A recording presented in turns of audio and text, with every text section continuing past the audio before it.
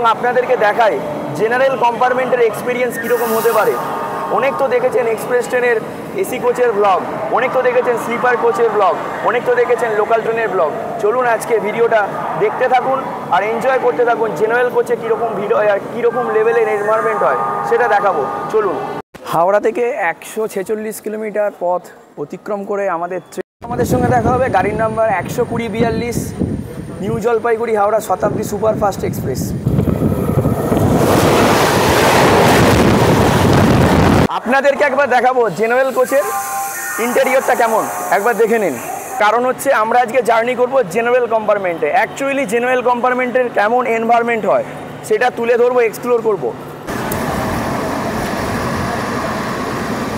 General কোচে journey করছি, এখনও পর্যন্ত কিন্তু সেই লেভেলের ভিড় হয়নি যেটা এক্সপেক্ট করা যায়। ট্রেন এখন এসে পৌঁছালো বর্ধমান জংশন স্টেশনে।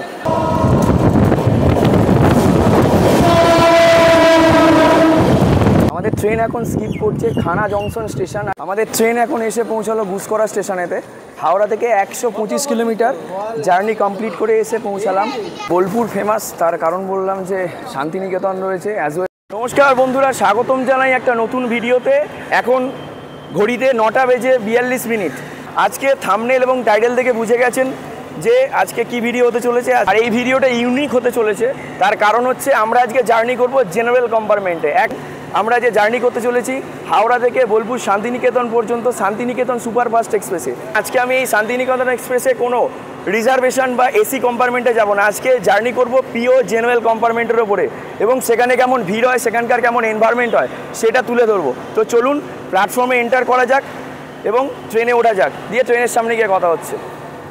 যে দেখতে পাচ্ছেন এদিকটা হচ্ছে মেট্রো স্টেশনটা, সোজা চলে গেলে মেট্রো স্টেশনটা। আর এদিকে হচ্ছে 1 থেকে 15 নম্বর প্ল্যাটফর্ম। তো আমরা এন্টার করে যাচ্ছি 1 থেকে 15-র দিকে। তো চলুন যাওয়া যাক 1 থেকে 15 এবং কত নম্বর প্ল্যাটফর্মে ট্রেন দিয়েছে সেটাও দেখা যাক।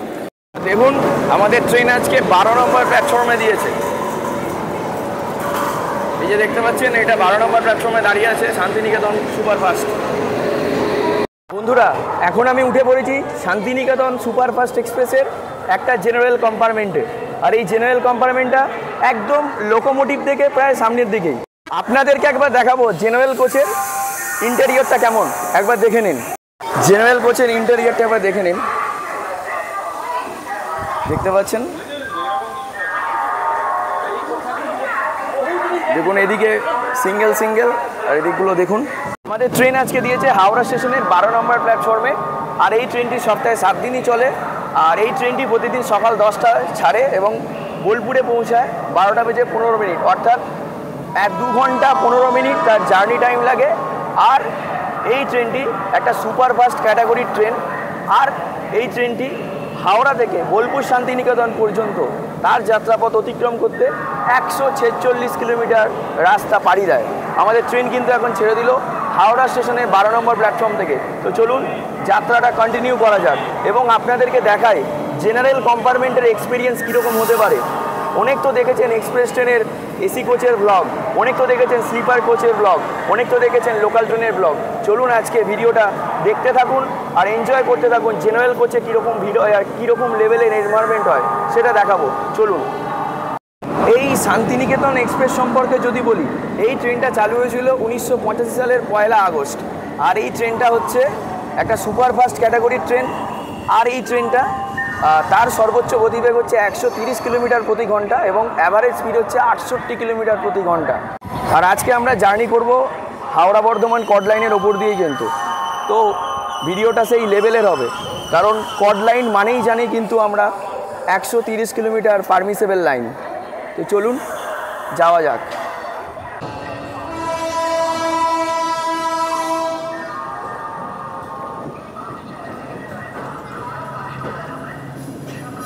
আমাদের ট্রেন তার নির্ধারিত সময় থেকে 1 মিনিট দেরি করে হাওড়া স্টেশনের 12 নম্বর প্ল্যাটফর্ম থেকে বেরোলো। আর এই ট্রেনটা অলরেডি আমি বলেছি 146 কিলোমিটার রাস্তা অতিক্রম করবে।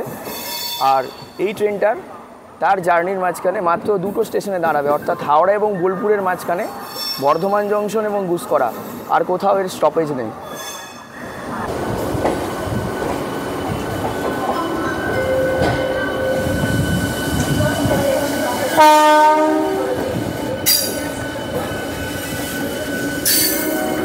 জেনারেল কোচে জার্নি করছি, এখনও পর্যন্ত কিন্তু সেই লেভেলের ভিড় হয়নি, যেটা এক্সপেক্ট করা যায়। যে জেনারেল কোচ মানেই অ্যাকচুয়ালি ট্রেনে ওঠা যায় না, অনেক আগে থেকে লাইনে দাঁড়িয়ে থাকতে হয়, সেটা এখনও পর্যন্ত দেখতে পাচ্ছি না। যদি আপনারা দেখেন, দেখতে পাবেন সেই চিত্র। দেখুন এখনও পর্যন্ত কিন্তু জেনারেল কোচ প্রায় ফাঁকা। যে দেখতে পাবেন ইন্টেরিয়ারগুলো, দেখতে পাচ্ছেন প্রায় ফাঁকা সব। দেখুন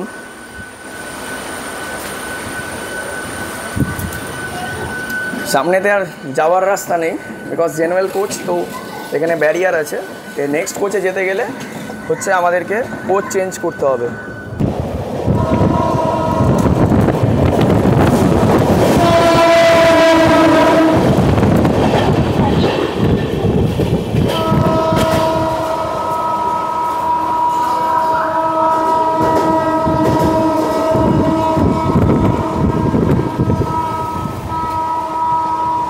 এখন বিভৎস ছুটছে 130 কিলোমিটার প্রতি ঘন্টা হাওড়া থেকে বর্ধমানের মাঝে, 94 কিলোমিটার ডিস্ট্যান্স। নন স্টপ চলছে 130 কিলোমিটার পার আওয়ার।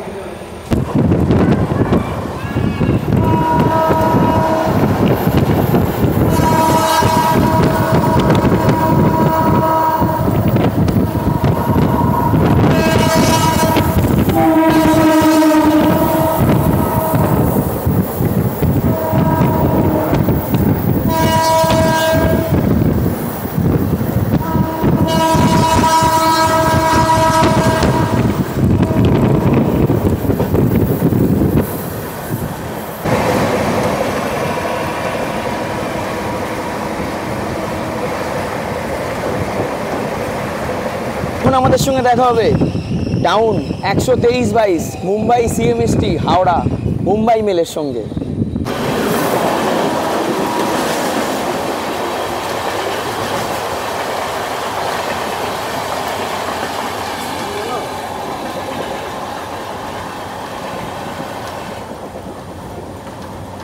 দেখাবো যে হাওড়া বর্ধমান কড লাইন এবং মেল লাইন কীভাবে এক হচ্ছে। কারণ আমাদের ট্রেন যখন হাওড়া ছেড়েছিল, আমরা দেখলাম বালি স্কিপ করার সময় মেল লাইনটা ডান দিকে বেঁকে গেল, আমরা কড লাইনের দিকে চলে এলাম। আর সেই রকমভাবেই শক্তিগড় স্টেশন আসছে, শক্তিগড়ের কাছে কিভাবে মেল লাইন আর কড লাইন এক হয় সেটা দেখাবো। চলুন। দেখতে পাচ্ছেন এটা কিন্তু দুর্গাপুর হাইওয়ে, এটা হচ্ছে দুর্গাপুর হাইওয়েটা। আর দূরে দেখতে পাচ্ছেন ওটা হচ্ছে হাওড়া বর্ধমান মেল লাইনটা। দূরে ওপরে যে ব্রিজটা দেখতে পাচ্ছেন ওটা হাওড়া বর্ধমান মেল লাইন। আর দূরের এই দুটো লাইন হচ্ছে কড লাইন, আর এটাও কড লাইন। আমরা কড লাইন দিয়ে যাচ্ছি।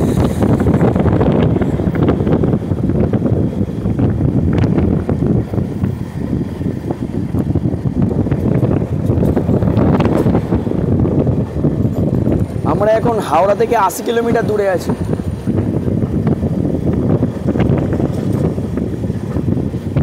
দেখুন মেল লাইনটা ওই দিক থেকে আসছে, দেখতে পাচ্ছেন মেল লাইনটা হচ্ছে ব্যান্ডেলের দিক থেকে আসছে। আর এই সোজা হচ্ছে শক্তিগড়, সামনেই শক্তিগড় রেলওয়ে স্টেশন। আর Shaktigarh is famous for langcha, শক্তিগড়ের ল্যাংচা খুব বিখ্যাত। আমাদের ট্রেন এখন শক্তিগড় স্টেশন স্কিপ করবে। আর এই যে দেখতে পাচ্ছেন এটা হচ্ছে মেল লাইনটা। আর এই শক্তিগড় হচ্ছে ফেমাস ল্যাংচার জন্য। আর একটা স্টেশন স্কিপ করে আমরা হচ্ছে আমাদের এই ট্রেনের প্রথম স্টপেজ বর্ধমানে ঢুকবো। ট্রেন এখন স্কিপ করছে শক্তিগড় স্টেশন। আর এই স্টেশন কোড হচ্ছে SKG। আর এই স্টেশনে আমাদের কোনো স্টপেজ নেই, ট্রেনের স্পিডটা কমে গেল, তার কারণ আমাদের ট্রেনটা কড লাইন থেকে মেল লাইনে তুলে দেওয়া হলো। আর যেহেতু এই ট্রেনের স্টপেজ কম, আর ট্রেনটা হচ্ছে শর্ট ডিস্টেন্সেরই বলতে গেলে ট্রেন সেই হিসেবে এক্সপ্রেস ট্রেনে, তো জেনারেলে সেইভাবে ভিড় নেই। তবে ফার্স্ট স্টপেজ তো বর্ধমান, দেখা যাক বর্ধমানে কী রকম লেভেলের ভিড় হয় সেটা আপনাদেরকে দেখাতে চেষ্টা করব। তো চলুন ভিডিওটা কন্টিনিউ করা যাক। বাগ এক্সপ্রেস যাচ্ছে, বাগ এক্সপ্রেস।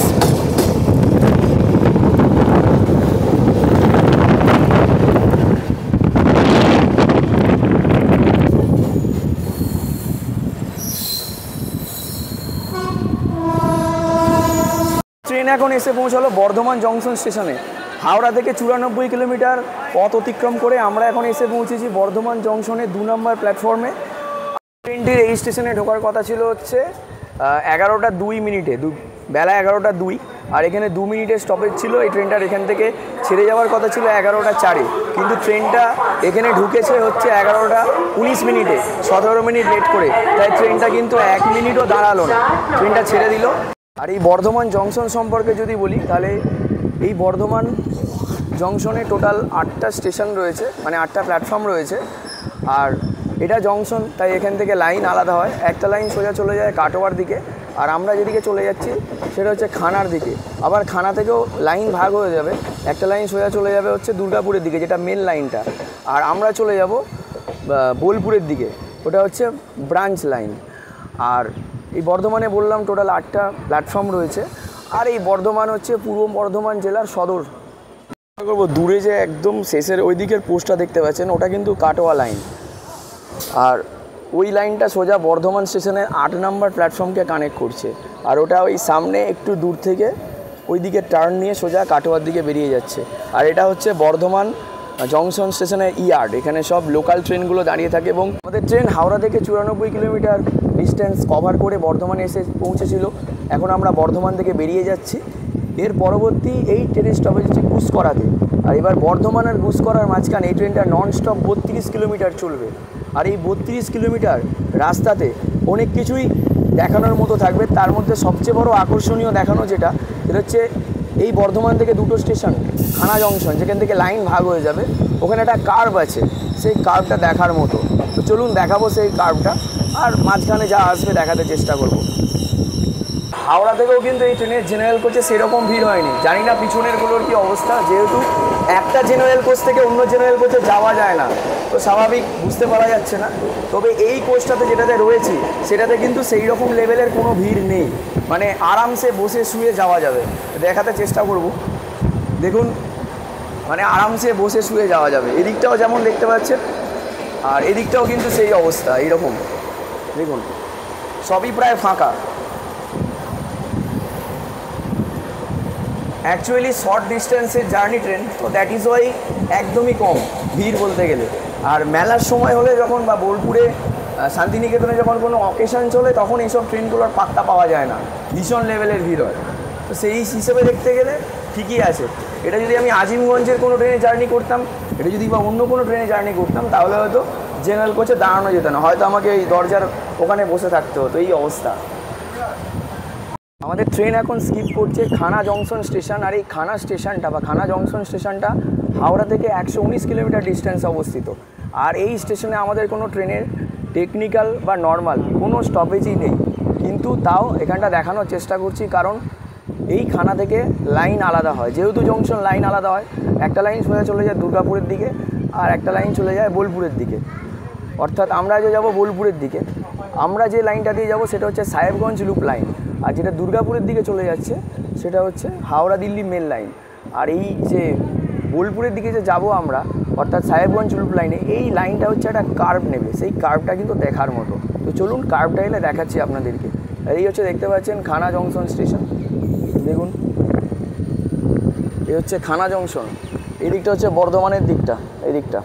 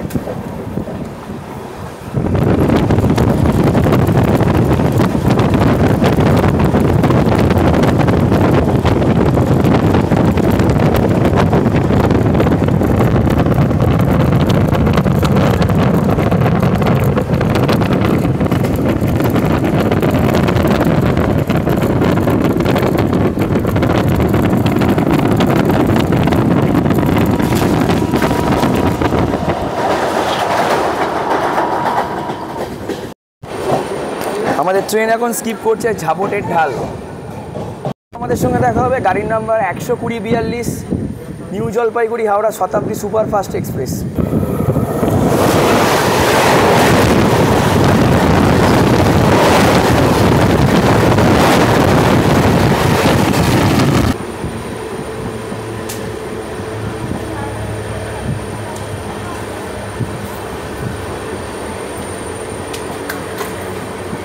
আমাদের ট্রেন এখন এসে পৌঁছালো গুসকরা স্টেশনেতে।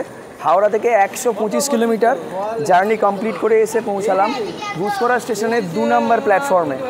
আর আমাদের এই ট্রেনটার এখানে শিডিউল টাইম ছিল, অর্থাৎ অ্যারাইভিং টাইম ছিল বেলা 11:40 কিন্তু ট্রেনটা অলরেডি 19 মিনিট, মানে মাত্র 19 মিনিট লেট করে এসেছে, বেশি নয়, 19 মিনিট ঠিক আছে। পরবর্তী স্টেশন হচ্ছে বোলপুর শান্তিনিকেতন, আর এই স্টেশন কোড হচ্ছে GKH। এরপর এই গুসকরা এবং বোলপুর শান্তিনিকেতনের মাঝখানে আমাদের ট্রেন 20 কিলোমিটার ননস্টপ চলবে। তো চলুন যাওয়া যাক। আমাদের ট্রেন এখন ছেড়ে দিল গুসকরা স্টেশনের 2 নম্বর প্ল্যাটফর্ম থেকে, তার নির্ধারিত সময় থেকে মাত্র 20 মিনিট দেরি করে। যাই হোক, পরবর্তী স্টেশন হচ্ছে বোলপুর শান্তিনিকেতন, আর পরবর্তী বা অন্তিম স্টেশন এই ট্রেনটি তার যাত্রাপথে। এবং এই ট্রেনটি বললাম যেটা ইতিমধ্যে, যে গুসকরা থেকে বোলপুর পর্যন্ত 20 কিলোমিটার ননস্টপ চলবে। তো এর মাঝখানে যা যা আসবে দেখাবো। আর এর মাঝখানে হচ্ছে অজয় নদী বা অজয় নদ আসবে, যে আমরা কবিতাও পড়েছি, অজয় নদে বান ডেকেছে, ঘর বাড়ি সব তলিয়ে গেছে। তো যাই হোক, সেই অজয় নদ আমরা পেরিয়ে বোলপুরে প্রবেশ করব বা বীরভূম জেলাতে প্রবেশ করব। আর ওই অজয় নদটাই কিন্তু পূর্ব বর্ধমান জেলা, অর্থাৎ এই রুটের পূর্ব বর্ধমান জেলা এবং বীরভূম জেলার বর্ডারটা নির্ধারণ করেছে। আর এই রুটের পূর্ব বর্ধমান জেলার শেষ স্টেশন হচ্ছে ভেদিয়া, আর বীরভূমের প্রথম স্টেশন হচ্ছে বোলপুর শান্তিনিকেতন। তো চলুন বোলপুর শান্তিনিকেতনে গিয়ে কথা হচ্ছে।